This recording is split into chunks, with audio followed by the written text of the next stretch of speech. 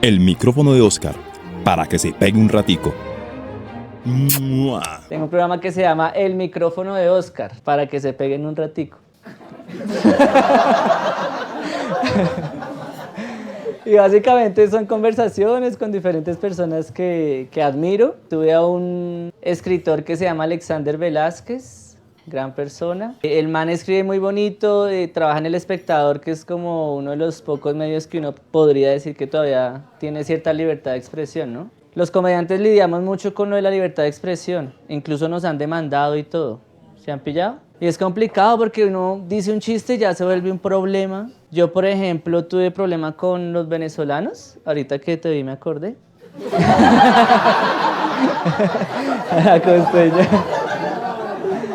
Pero sí, fue complicado. Yo pensé que estaba haciendo algo bonito. Pues no me gusta la xenofobia. De hecho, odio que a los venezolanos les digan venecos. O sea, me parece irrespetuoso y ofensivo. ¿Por qué no los llaman pues como son, no? Habitantes de calle. No, pero sí, hubo problemas por ese chistecito. Yo quería reivindicarlos, pero no, eso por interno tal. Yo salía a la calle y me caían chancletas así. Es muy complicado y una de las redes sociales que más incendia los chistes es Twitter o X, ¿no? Pero uno se pone a analizar y dice, no, eso no es chistoso. Pero uno está en estos espacios y 30, 40, a veces 1000, 1500 personas se ríen. O sea que sí es chistoso. Pero para unos 20 o 30 tuiteros, pues no les parece gracioso y arman tremendo boroló. Y los comediantes como que no hallamos cómo defendernos. Yo siento que, pues igual no le ponemos mucha atención porque pues los comediantes no lloran. Los comediantes facturan.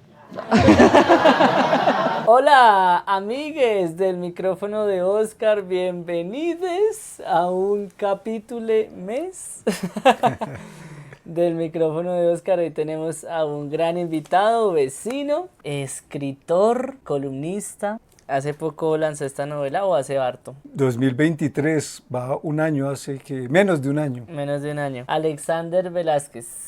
¿Cómo estás, Ese soy Alex? yo, Oscar, muy feliz de estar en tu canal, en tu espacio. Muchas gracias, de verdad, me siento halagado de esta invitación. No, gracias a ti por aceptar la invitación. Hablemos un poco de tu novela La mujer que debía morir el sábado por la tarde. ¿Qué te digo para comenzar de esta novela? Pues, Oscar, imagínate que a mí me pasó algo maravilloso, digo yo, en la pandemia, y es que por fin pude ser escritor. Yo soy esencialmente periodista, llevo prácticamente 30 años en el oficio y siempre decía, quiero escribir una novela, un libro, y la verdad pues el tema del ejercicio periodístico pues no permite eso muchas veces porque esto es casi que 24/7. Cuando llega la pandemia, que es una cosa difícil para todo el mundo y de lo cual tenemos recuerdos bastante malucos por lo general, hombre, pues yo me di cuenta que el encierro tenía unos propósitos que en mi caso los pude advertir, y uno de esos era el tiempo de más que no había tenido para muchas cosas y el tiempo que sí me estaba sobrando, y yo dije, acá es el momento de hacer muchas cosas. Y entonces fue el momento de hacer mi primer podcast, de crear mi página web, de empezar a escribir más. Tenía muchas historias represadas en la cabeza que yo necesitaba sacarlas. Y en una de esas empecé a escribir una historia que yo no sabía ni siquiera para qué la estaba escribiendo, si de pronto la iba a publicar en algún medio colombiano o si la iba a tener en mi página web. Era una historia de blog esencialmente, de tantas historias que de pronto a uno como periodista le llegan. Empecé a meter en el cuento de la historia, Oscar, y esto me empezó a llevar, o sea, realmente yo decía, voy a escribir, no sé, de 3 páginas, y en 3 páginas voy a contar la historia que tengo. Y pues es que de 3 páginas yo creo que terminé en más de 150 cuartillas porque me emocioné tanto con la historia que empecé a entender que la historia era más grande de lo que yo tenía, que podía contarla más grande y que tenía bastante material, en parte de vivencias propias y en parte de vivencias que me habían llegado por conocido. ¿Por qué decides empezar con esta historia? Tenías varias historias represadas. ¿Por qué escogiste esta? La Estrella es la protagonista. ¿Y qué nos puedes contar del libro para yo no spoilear nada? Para no hacer spoiler,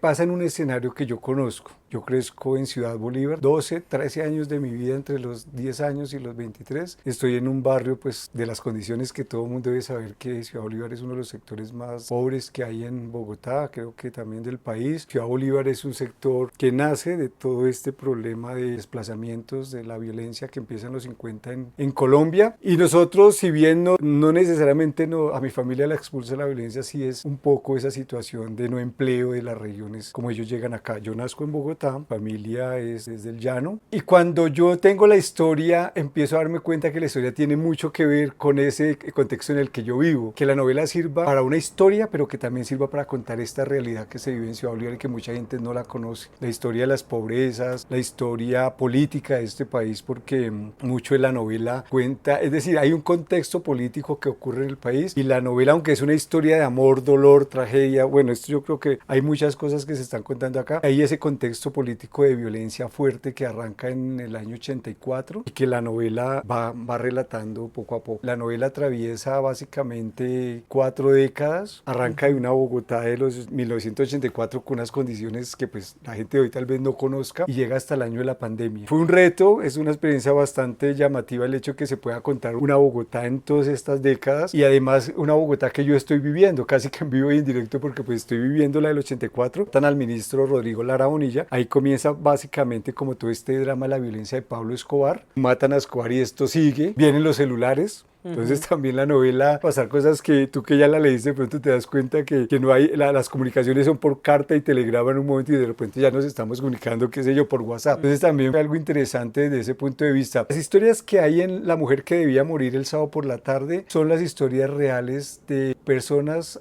a las que yo conocí o de las cuales me hablaron en algún momento. Entonces Estrella es la suma de todas estas personas.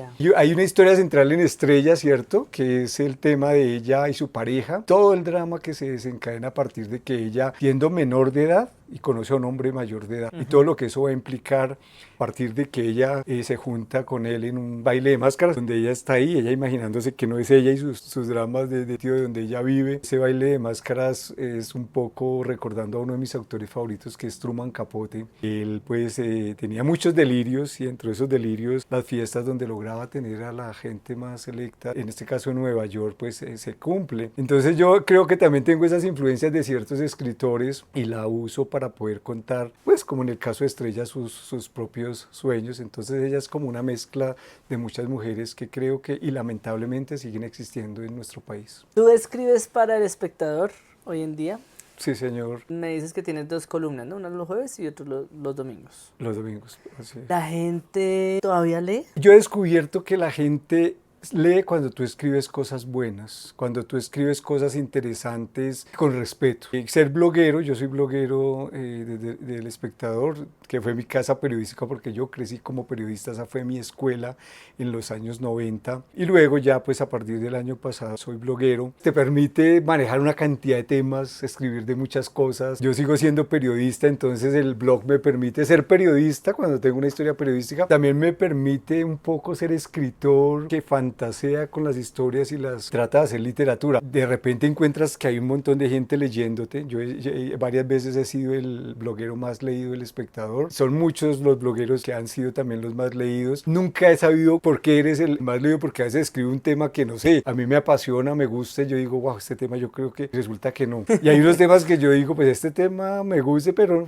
y de repente todo el mundo lo leyó. Entonces es muy extraño. Creo que las historias humanas, Oscar, siempre van a gustar. Historias donde tú hablas de eso que inspira a los demás. Por decirte algo, acabo de contar la historia del librero de la selva, que es un tipo que vivía cómodo en Bogotá, profesores de colegio estrato 14, como lo dice él. ¿Qué necesidad tiene de irse a él a la selva, a un lugar bastante indómito, inhóspito, difícil? ¿A qué? Y pues él decide porque su sueño es que la gente lea y interna en la selva y esa historia pues ha gustado mucho. Entonces claro, yo creo que ese tipo de historias hay que contarlas, bien sea para que inspiren, bien sea para que denuncies algo. A mí me gusta también el tema de la denuncia y hay mucho en este país, lamentablemente es que este país son tantas las historias y hay que humanizar el periodismo. Entonces yo creo que hay unas personas que están leyendo, hay otras que están empezando a entender el valor de la lectura y hay otras que pues lamentablemente están como cuarto con la luz apagada. Entonces esperar que de pronto se les encienda el switch y se atrevan a llegar a la lectura. Tú eres periodista de profesión. Ajá. Yo hace poco estaba viendo a Gonzalo Guillén, como que yo tengo unas pequeñas obsesiones con personas, sobre todo con señores. Por era meme, porque pues yo creo que como yo crecí pues sin papá por lo que él falleció cuando yo estaba tan niño, yo vivo reemplazando esa figura y cada vez soy más consciente de eso. Entonces como que yo como un artista, un músico, un escritor y me obsesiono, y hace poco tuve esa obsesión con Gonzalo Guillén porque se me hace que es un superhéroe del periodismo. Se me han metido hasta gente a la cárcel y todo. Entonces él es uno de los que habla y dice que ese periodismo de escritorio, o sea, que eso qué es. Pero también está la otra parte que son los periodistas contemporáneos que no tienen recursos y no los patrocinan para que vayan e investiguen en persona. ¿Cómo ves esa vuelta? Sí, es verdad. Y de hecho yo lo dije en uno de las columnas del blog. Periodismo se hace patoneándolo. Decía Alfredo Molano que gastó más de 140 pares de zapatillas recorriendo este país, que es uno de los escritores periodistas que yo más admiro también del Espectador. Ya murió. Que el periodismo se hace desuntándose de bar. Hoy el periodismo sí es de escritorio y es de WhatsApp. ¿Cuál sensibilidad puede haber respecto a lo que está pasando en el país si tú no sales de ese confort en el que estás en una sala de redacción o en tu casa? Porque a veces el periodismo se está haciendo desde la casa de los periodistas. Entonces te está perdiendo ese contacto con la gente. El periodismo es en esencia la noticia y la noticia tienes que estar afuera haciéndola. Nadie sabe hacia dónde va el periodismo. Digamos que yo creo que los mismos periodistas y los mismos directores de medios están mirando esto hacia dónde va, porque todavía hay una ola, ¿cierto? Que todo esto de las redes sociales ha influido bastante en lo que es el periodismo, no solo en Colombia sino en el mundo. Nadie ha podido interpretar realmente esto hacia dónde va. Entonces, como las olas, pues hay que dejar que nos lleven, pero en algún momento se tendrá que cantar, y de ese decantamiento pues tendrá que la gente ver realmente quién es el periodista verdadero que está haciendo periodismo. Yo un hombre como el de Guillén, en el caso mío yo tengo un referente que es don Guillermo Cano, que lo mata Pablo Escobar, esto fue en el año 86, es prácticamente el primer sacrificio de un periodista por decir la verdad. A veces uno pregunta si valió la pena que lo hayan matado, porque pues en este país no se valoran muchas cosas, pero él es un referente para los periodistas que se toman en serio esta profesión. De hecho, o coincidencialmente, mira, Oscar, que hoy es el Día Mundial de la Libertad de Prensa, hoy 3 de mayo. Al año siguiente de que matan a don Guillermo, la UNESCO crea el Premio Mundial de la Libertad de Prensa en homenaje a la memoria de él. Yo creo que hay muchos referentes. Acá García Márquez, que es uno de mis escritores favoritos, que se formó en El Espectador, y perdón si hablo mucho del Espectador, pero pues No, para nada. creo que es un periódico que los colombianos quieren, es el más antiguo que hay en el país, y yo creo que sí se está haciendo un buen periodismo. Gonzalo Guillén es ese periodismo que no pertenece a los grandes medios de comunicación del país, sino que tienen nichos allá, como muchos portales, no sé, La Vorágine se me viene en este momento, que es gente haciendo, y gente joven además, gente haciendo buen periodismo. Entonces yo creo que sí hay mucho de dónde escoger, y hay mucho para tener fe de que esto va a terminar bien, por el bien de las democracias del país, que necesita un periodismo sólido. Tú hablas y dices que como que no se sabe para dónde va el periodismo, pero para ti, ¿para dónde debe ir el periodismo? La esencia del periodismo es ser contrapoder. O sea, el periodismo tiene que fiscalizar a los poderosos. Estamos en un mundo polarizado donde el periodismo cree que fiscalizar es al gobierno si de pronto el medio no está de acuerdo, y entonces entran en oposición. Pero es que el periodismo no está ni para mangualarse con los gobiernos ni para ser enemigo de los gobiernos. El periodismo está para hacer control, y es control del poder. Y la gente debe entender que el poder no solo lo ejercen quienes están en el gobierno. También hay un poder que se ejerce desde la rama judicial, hay un poder que se ejerce desde el Congreso de la República, que es el legislativo, son los que la prensa debe poner la lupa, pero también está el poder económico, que hoy en día prácticamente pues creo que todo pasa por lo económico, y los presidentes, muchos que son empresarios, llegan a ser presidentes de la República, como no sé, se me ocurre Donald Trump en Estados Unidos, o Noboa ahorita en Ecuador, o el que se acaba de morir, Piñera, en Chile. El periodismo realmente yo creo que no es que deba ir para ningún lado, él siempre debió estar en el punto donde tiene que fiscalizar al poder, y si alguien se va a deber es a los lectores, a sus audiencias, no a esos intereses, le están coqueteando para que haga lo que ellos quieren decir. Pero se necesita que todo el periodismo vuelva a su esencia, y de verdad con respeto por el oficio primero, pero también por las personas que pagan una suscripción, o prenden el televisor, o encienden la radio, que están esperando eso. La gente ya no traga entero, acomoda una noticia de una manera que necesitan venderla, y si bien la gente no lee, lo que ha permitido las redes sociales también es que la gente tenga muchas más maneras de informarse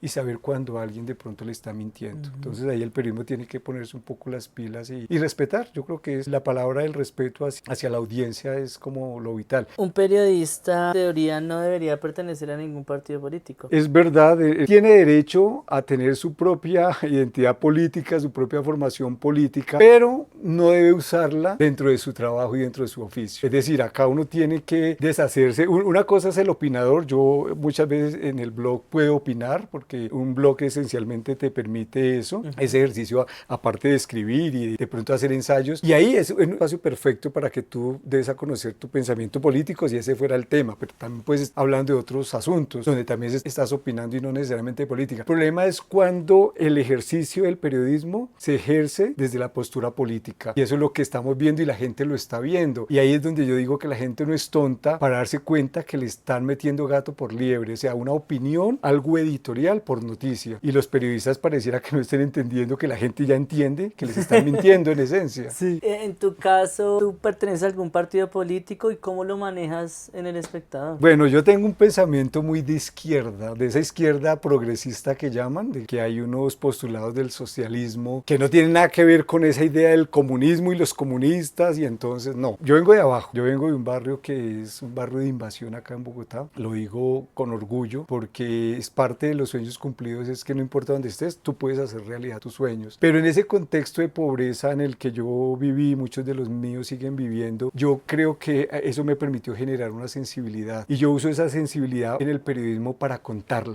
las historias de personas que están o haciendo cosas por salir de esto o que están viviendo y padeciendo situaciones que son injustas. Creo que de pronto la postura política mía tiene que ver más que con partidos políticos, quitamos un partido sensibles que entiendan que esa realidad existe. Y yo creo que el hecho de que haya en ese momento un gobierno de cambio, pues es resultado de eso, de que la gente se cansó de lo que había, pero siempre deseamos que sea lo mejor para el país. No sé si eso responde a la pregunta. Sí, claro. Sí, es que siempre me ha parecido curioso porque yo hace poco me desmarqué de la política y ya lo veo como una especie de telenovela, una especie de circo en el que hay unas hinchadas. Sí, ahora lo veo con una distancia porque antes pertenecía a eso y yo marché, por ejemplo, por Petro cuando lo iban a sacar de alcalde y yo lo compartía mucho en redes, yo le hice campaña a Petro. Pero cuando pasó lo del Clan Torres y lo que pasó con el hijo de Petro, dije, no, yo definitivamente, uno no puede hablar por otra persona. Sí. Pero sí estoy muy de acuerdo contigo en cuanto a que pareciera que el capitalismo o la forma de verlo de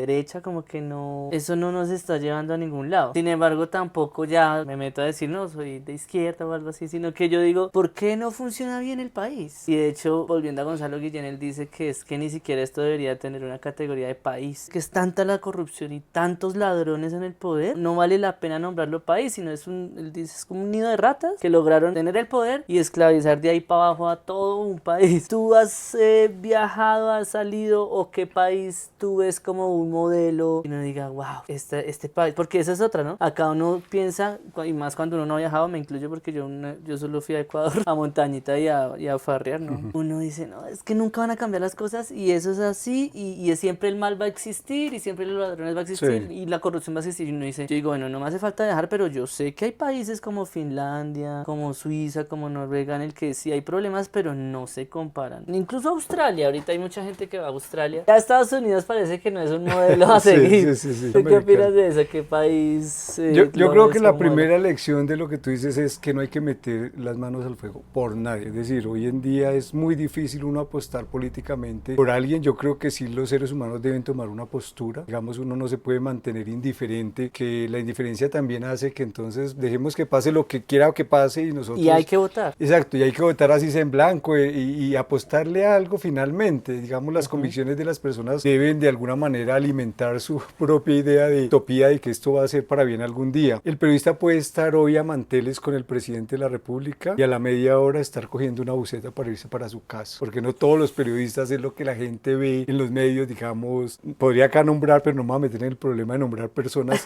pero que la gente los vea ya bien puestecitos, y esos son unos periodistas que son muy poquitos, que ganan muchos millones, y es muy diferente al periodismo del cargaladrillos, que lo llamaban en alguna época, pero que es el que, ¿verdad?, sale a la calle y se mete al Transmilenio porque ese es su mundo. Paréntesis, ¿por qué les dicen cargaladrillos? ¿Por los libros o...? Yo creo que porque finalmente es el que hace el trabajo sucio, que hay que hacer un trabajo que es el más duro, que es de verdad salir a buscar la noticia, pelear con quien sea. Verdadero reportero es ese que salió y que investigó y que se enfrentó a muchas cosas, incluyendo pues el hecho de que siempre le quieren esconder la verdad. Que es la mayoría de la profesión. ¿Cuántos vivirán más, comediantes o periodistas? ¿Tú qué opinas? ¿Cuántos periodistas vivirán del periodismo en Colombia? ¿Tú qué crees? Yo creo que del periodismo se puede vivir si tú estás en un medio importante. Qué tristeza, ¿no? Sí, es lamentable porque los medios pequeños, si no tienen lectores que están apoyando esas causas y que hacen buen periodismo, pues no tienen con qué pagarle a la gente. Entonces, por lo general, los periodistas que yo sé que tienen otras profesiones, otros oficios, hay periodistas que terminan manejando taxi, hay periodistas o colegas que me han dicho, me hago más plata manejando un taxi. Yo creo que en el tema del periodismo es una denuncia permanente. Las condiciones laborales del periodista son malas y no estoy generalizando porque hay periodistas y hay medios que pagan bien. Y en general, digamos, hay mucha desprotección en lo social. Mira que en las regiones, por ejemplo, el periodista que está en región, muchas veces hay muy buenos periodistas haciendo buenas cosas, pero él necesita vivir de algo, el medio no tiene cómo darle un sueldo y entonces es cuando los políticos aparecen de algún lado con tantos billetes en la mano y ahí se empieza un poquito a desfigurar lo que es el periodismo. Eso ocurre en una ciudad como Bogotá de pronto, una capital donde ocurren cosas que uno creía que no deben ocurrir, pues ¿qué será en esos sitios, en esas regiones? Que sí he tenido la oportunidad de recorrer, se ve mucha pobreza, pero también se ve una riqueza, eso que dices tú es verdad, los recursos los hay, la plata los hay, y a veces es plata que termina en bolsillos de unos pocos. La responsabilidad del periodismo es denunciar y el periodismo lo hace muy bien. Vienen otras instancias que son las que deben ocuparse realmente de cuál es el castigo y deberíamos preguntarnos si esas instancias, la justicia está haciendo su papel. Yo me atrevería a decir que no siempre lo han hecho y que la prueba de que no lo hayan hecho es que vuelven a elegirse a los mismos políticos, bien sea porque nosotros los elegimos, pero también hay un sistema que permite que se elijan, es decir, si hay una sombra de duda sobre mí, pues yo creo que no habría por qué yo tener que lanzarme a nada y ya debería ser suficiente castigo social el hecho de que yo no pueda aspirar, pero acá una persona que es culpable de muchas cosas termina siendo candidato y lo peor termina siendo elegido, entonces cosa muy difícil, muy complicada, yo no sé si es nuestro tercermundismo, pero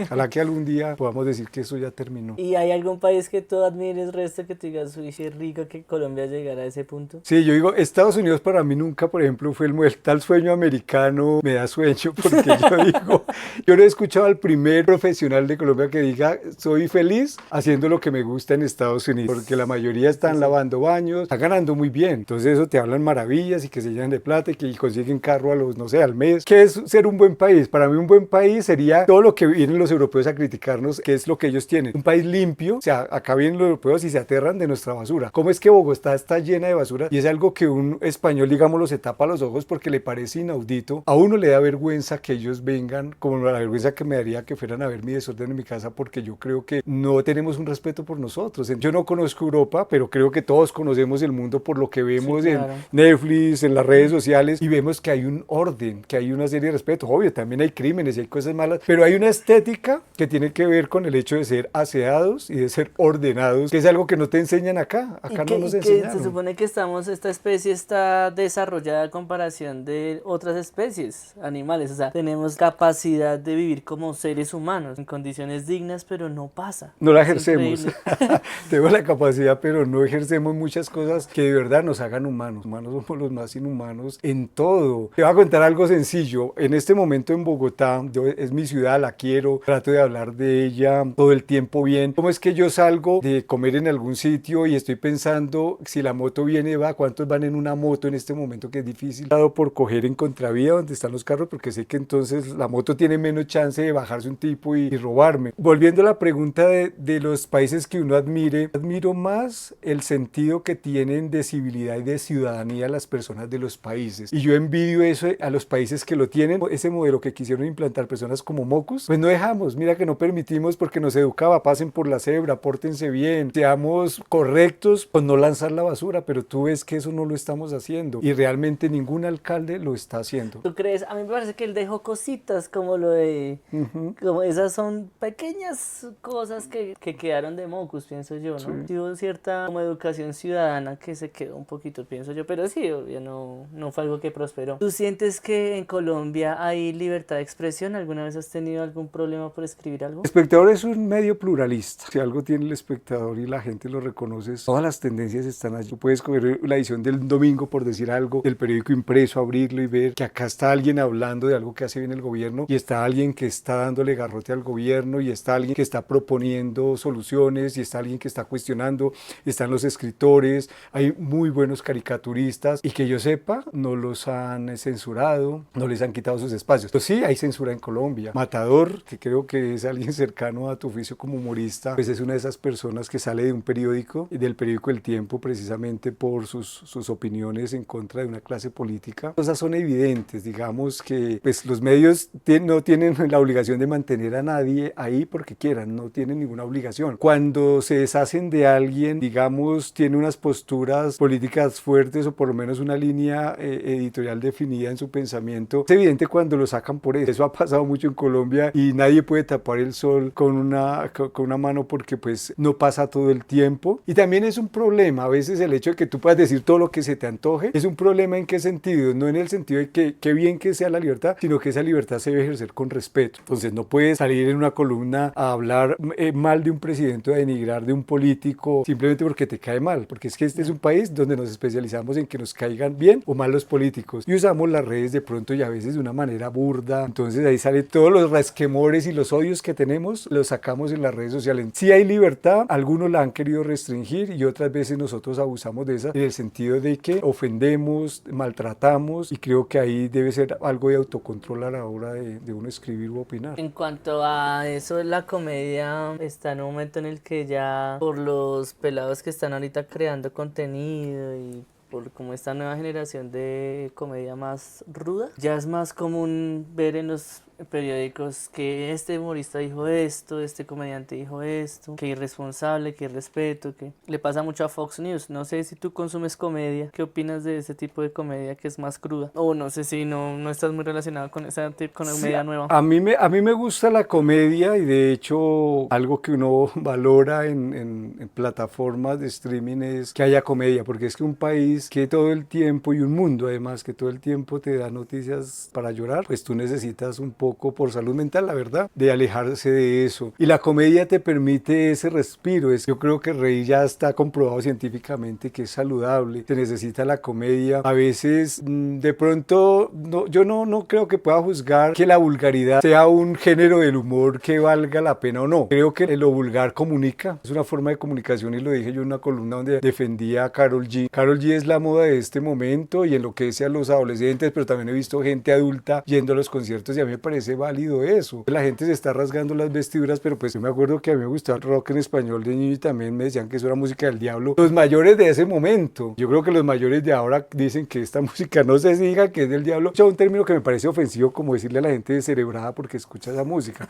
Mis hijos, ellos escuchan a Karol G. Yo escucho a Karol G en el gimnasio al que voy y me parece que los ritmos del reggaetón tienen algo y es que te llegan y te hacen mover. Y el gimnasio es para moverte. Creo que con el humor pasa lo mismo, Oscar. El humor le llega a quien le tiene que llegar. Lo que a ti te hace reír, de pronto a otro le parece que es una estupidez, que somos tan diferentes y esperamos cosas tan distintas. Y a la comedia, para mí, más allá de si es una denuncia política, de si toma partido por alguna situación o recoge un contexto del momento como este que realmente nos desabrochamos y estamos siendo nosotros, que hay menos pena, hay menos vergüenza y la gente por eso hace videos y dice locuras y ya estamos como viendo que eso se volvió normal. Antes éramos más solapados, ¿no? Como que cuidadito, no podemos decir abiertamente ciertas cosas, hoy las estamos diciendo. Entonces yo creo que saliéndonos de todas esas cosas que hacen el contexto actual, si la comedia hace reír y alguien le produce una carcajada y esa carcajada hace que todo el tiempo tú lo estés comentando en otros espacios y diciéndole a la gente, vieron lo que este loco hizo y es muy divertido, para mí eso es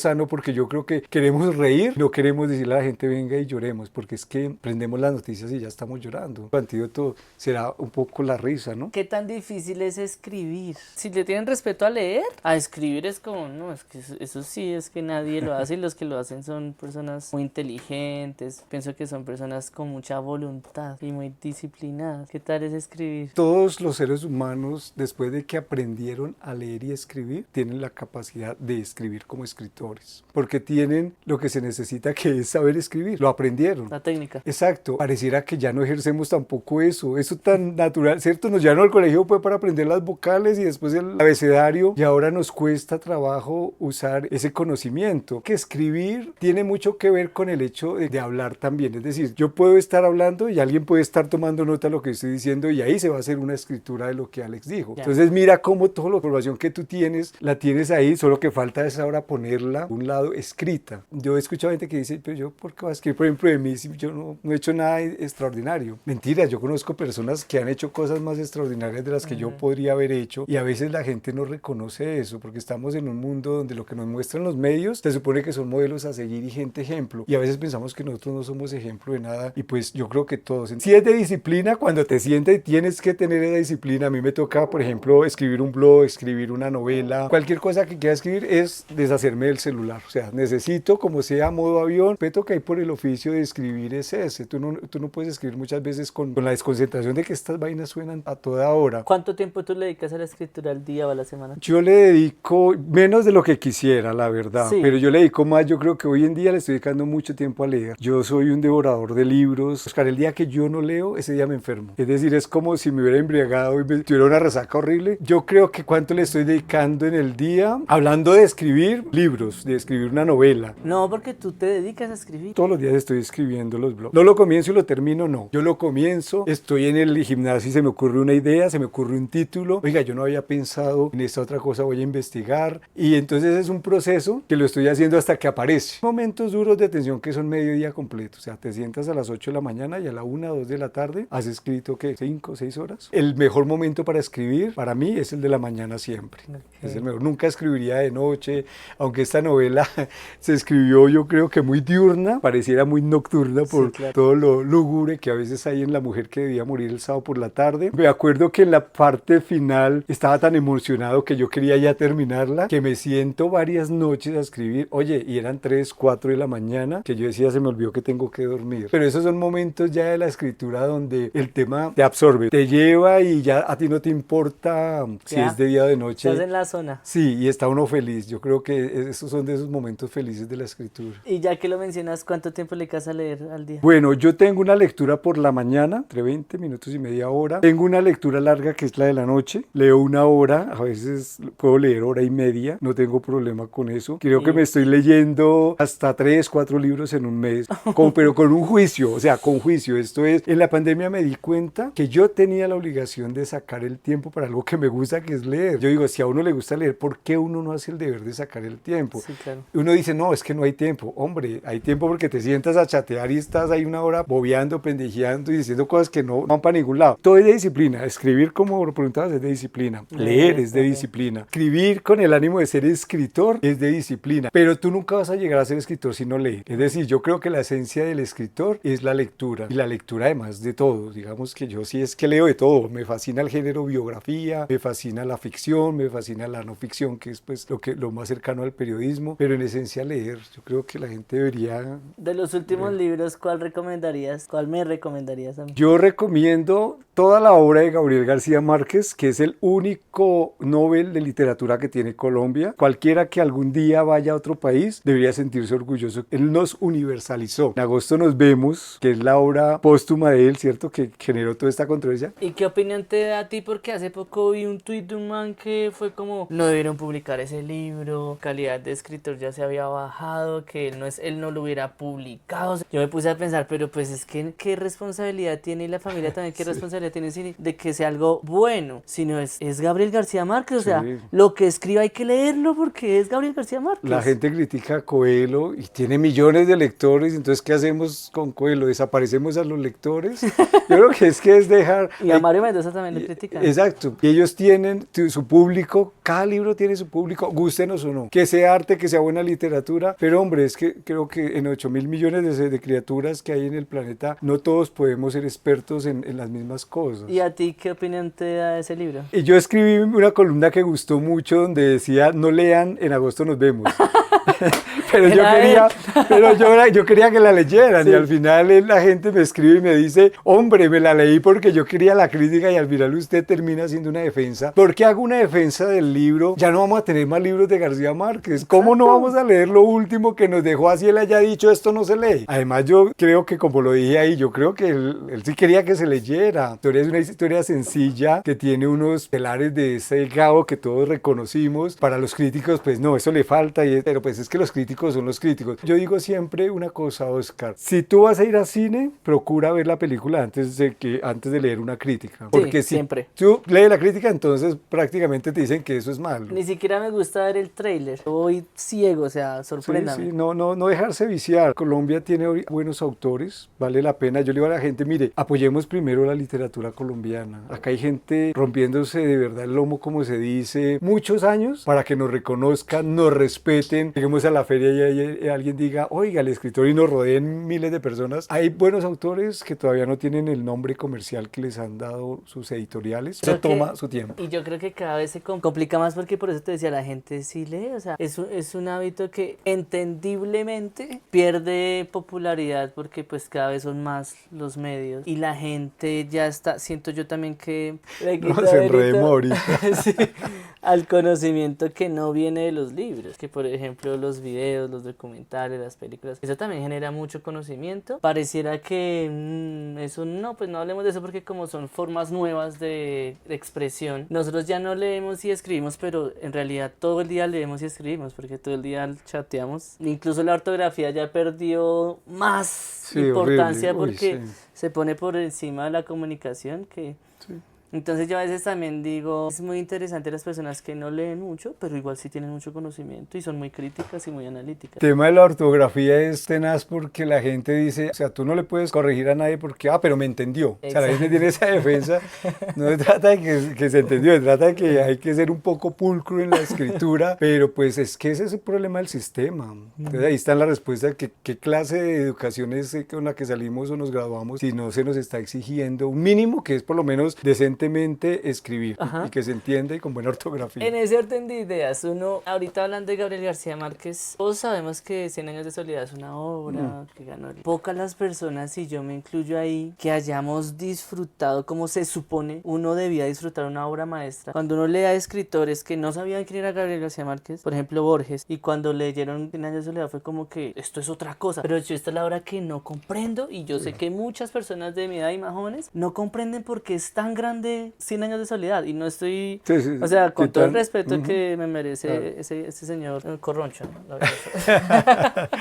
Hay gente que no quiere a Gabo y también No, yo lo admiro muchísimo, pero me parece todavía un misterio él como escritor. ¿Por qué fue tan genial? Pero no lo escuchaba hablar, era un costeño bacano que no tenía opiniones tan profundas sobre los temas. Me gusta eso como lo dices porque él mismo dijo, 100 años de soledad es un vallenato largo. ¿Quién no ha escuchado un vallenato? ¿Cierto? Todos hemos escuchado un vallenato. Cuando tú te sientes a leer una novela de Gabo pensando que estás leyendo un vallenato largo, pues es eso. Y entonces ocurren cosas que uno dice, hay dos formas de verlo, o este tipo se la fumó verde, pero ¿cómo puede contar esto si esto es una locura? Pero que es que la región Caribe donde sucede el realismo mágico es eso. Yo creo que un país como Colombia es todo realismo mágico, porque de qué otra manera te explicas todas las locuras que hacemos nosotros, locuras a veces buenas, a veces malas, pero finalmente locuras. En mi caso, por ejemplo, jamás he podido con El Quijote, no he podido con ese libro. Yo no paso la primera página y me cuesta y además no le encuentro, es decir, como que algo que no conecto con él. Entonces ahí vienen dos situaciones. Una, hay libros que conectan contigo en un momento de la historia. Un libro que no conectó contigo a los 20, puede que a los 50, 60, 70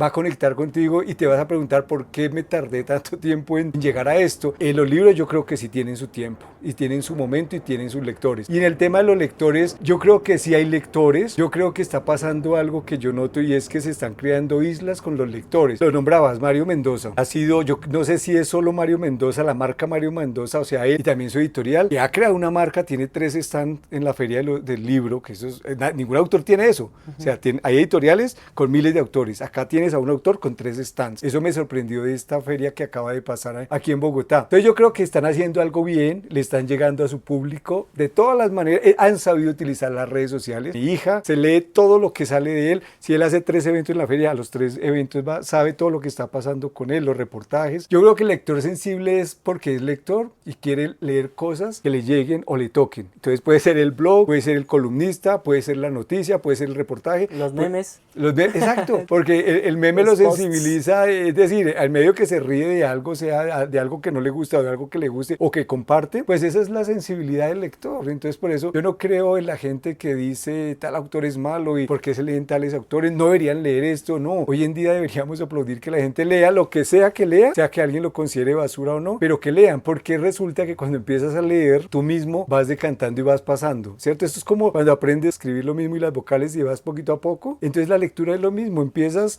en grado cero y coges algo que sea fácil y que entiendas y después lo vas complicando y ya es cuando llegas a lo que tú dices, a un García Márquez que escribe en un lenguaje metafórico, con unas imágenes que tú empiezas a entender después de que has leído, pero entonces no vas a empezar por 100 años de soledad. Yo le diría a la gente, sí lleguen a García Márquez y lleguen a través de un libro como Crónica de una muerte anunciada, que es literatura y periodismo. O sea, te está contando una historia real que ocurrió, novelada, o sea, ficcionada. La esencia de la historia es la realidad que hubo detrás de ella y él empieza a contarla de una manera maravillosa con los recursos literarios que hace un Gabo. Cuando García Márquez escribe el relato de un náufrago, lo escribe por entregas, que así se hacía el periodismo antes y no solo en Colombia, el nuevo periodismo en Estados Unidos era igual. Todos los días salía un capítulo. Entonces la gente hacía fila, lo cuenta él en su biografía, hacía fila para ser el primero en leer cómo avanzaba el relato de un náufrago. Y ya después cuando él junta todo eso, él está en Europa y hace que todo eso se vuelva un libro como periodismo, porque es una historia basada en la vida real, pero llevada al lenguaje de la novela, que es lo que me gusta a mí. Yo soy en esencia un periodista que estoy haciendo mis primeros pinos en la literatura y me gusta contar esas historias que tienen asidero como en la realidad. Bueno, ahí tuvimos esta conversación con Alexander, nos quedan cositas para hablar. Esta es como una primera cita, ¿no? Oiga, de verdad, no, pues yo feliz de todas las veces que pueda estar contigo, Oscar, la verdad. No, a ti muchas gracias. Ahí les dejamos La mujer que debía morir el sábado por la tarde. ¿Dónde te pueden seguir? Háblanos de tu blog, tienes un podcast, dile a la gente. Las últimas palabras. Las últimas palabras. La mujer que debía morir el sábado por la tarde ya está en librerías, está en Amazon también, la pueden pedir digital, está en Busca Libre. Si ponen Google La mujer que debía morir el sábado por la tarde, van a leer un capítulo y ahí ya se antojan para que la lean toda. El blog, entran al espectador y ahí están las secciones, y hay una sección que dice opinión y ahí dice todas las secciones de opinión y están los blogs. Y ahí van a encontrar Cura de Reposo, que es el blog que estoy escribiendo. En las redes sociales estoy como Alexander Velázquez, creo que también en el blog ahí encuentran las redes sociales, lean y siempre va a haber una primera vez para todo, entonces ojalá sea la primera vez para ustedes de coger un libro. Bueno, muchísimas gracias. Oscar, Alex, gracias. Estamos hablando. Chao, Gracias. chao. El micrófono de Oscar, para que se pegue un ratico. ¡Mua!